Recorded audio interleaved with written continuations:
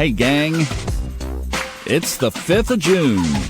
Let's kick off a new week, the first full week of June. And one of the questions I was thinking about as I was looking at the chart here to get things started for this week, hope you had a good weekend too, by the way, in that energy. That was my point. Would that energy roll on over into today? And I think yes. And welcomed so. If you didn't catch Friday's episode, go back and pick that one up, because that's where we set the stage on all of this, so we won't repeat that. But it's an aspect of tension for this incredible positive breakthrough. And there are a couple of little nuances in the chart today that I'll point out. First of all, I like to just keep an eye on the oracle planet. That's the one that comes up over the horizon. That's the one that's just above the horizon before the sun. It shifts today. It has for the last, 6 weeks or more that we've been following that. We kind of just tucked it away until now. That planet has been Uranus. Now it's Mercury. Mercury also gets out of the shadow period too. So that's a new dynamic. One of those little subtleties that just helps set some of the tone of the day. Mercury, of course, is in Taurus. Right there, it had to be if it was right next door to Uranus. It moves into its own sign of Gemini on Sunday, and that's also the day that Pluto goes back into Capricorn. This is your last week of Pluto flirting around in Aquarius. And that's probably going to set up some interesting headlines over the next several months as it wraps up that last little bit in Capricorn. Moves all the way back to the same degree where it was in the United States natal chart. Gets to the degree, not to the minute, but it's close. Going to be really interesting. And then remembering what Ray Merriman said Saturday a week ago, and he'll be back this coming week. They just had a conference at their office this past weekend, where he was saying that these Pluto events come after the aspect. Great piece of insight, which also means we're not out of the woods by any means on the Pluto return itself. You think about an aspect that takes 250 years to happen is not going to just come and go in our typical drive-through mentality and pace that we have today. Come on, I know you do it. You pull up to a drive-thru and you count 8 cars you drive on. I do the same thing. All right, so we've talked about the oracle planet. We've talked about next Sunday, which really is the biggest day of the next 7. Let's talk about one other little nuance in the chart here. A while back, Kepler College had a Saturday webinar that was free, and they talked about midpoints. Kathy Rose was the teacher. She is a great teacher. If you see her pop up somewhere, yeah, do it.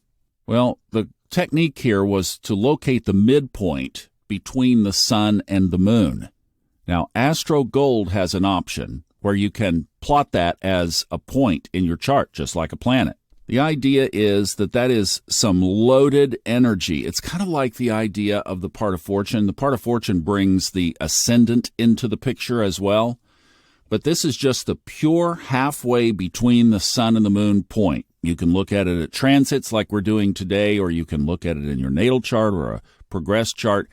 That's a loaded power point because obviously it is the halfway point between your two luminaries. And if you're looking at it on a daily basis like we're talking about here, and you click hour by hour through the day, you'll see it move. This is why I was suggesting, is the energy of the weekend, this really high vibe spiritual energy from the weekend, continuing today? Yes, because the midpoint between today's sun and moon crosses right over Neptune through the day.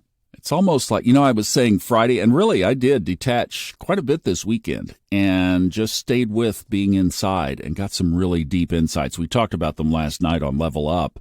But with that midpoint crossing over Neptune, depending on which side of Neptune you are on, you could either face the lies, deception, addictions, etc. side of Neptune, or as that midpoint crosses over, and it's basically through the whole day, this is an all-day deal, that you would get this incredible spiritual perception if you're tuned into it. And that's the combination between the ego and the soul. The sun, the ego, the self, and the moon, the soul, the eternal you, the non-physical you, the subconscious you. That beautiful intersection between those 2 points in your life is crossing over the planet that has been assigned to represent our deepest spiritual connection with Source. Isn't that a beautiful picture? That one touches me, I'll tell you. 2 other items today that almost seem paling in comparison to that one, but let's talk about them because they are significant. Venus enters Leo today, 9:46 this morning. We are going to have a free download for you of a conversation that Kristen Lawhead had with a team of 5 other people about this aspect, this transit, as Venus moves through Leo.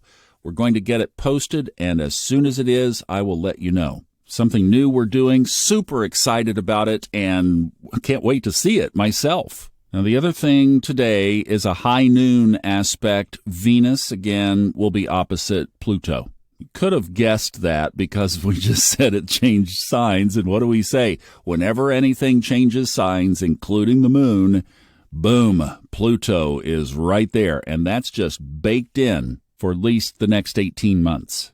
Isn't the sky amazing? You know that we're in some kind of transition on planet Earth, right? Things are changing. Things are shifting.